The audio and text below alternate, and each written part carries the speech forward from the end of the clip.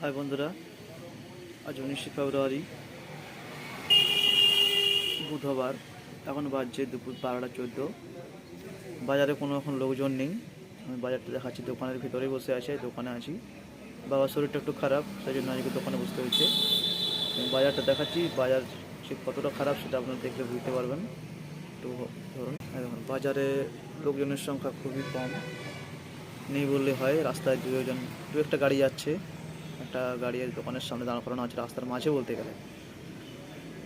তো এবার দেখাচ্ছি আমার দোকানের ভেতরটা, একটু দেখাচ্ছি দোকানের ভেতরটা দেখাচ্ছি। মালপত্র খুব কমই আছে, তখন সংকটের বাজার চলছে, সেজন্য আজ দোকানে বসতে হয়েছে।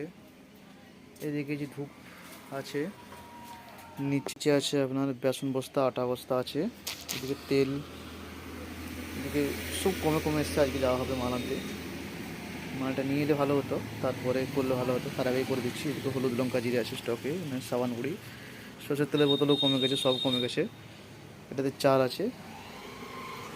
তো কী আর করা যাবে, বাজার যখন খারাপ, সময় তো সবার ভালো যায় না।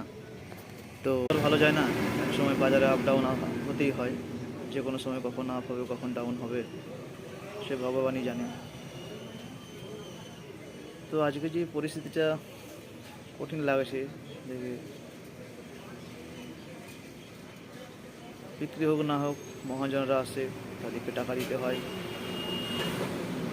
ঘর থেকেই টাকা দিতে হয়। আজকে যেমন সকালে দুজন এসেছিলো, কিছু বেসন দিয়ে গেছে, আটা দিয়ে গেছে।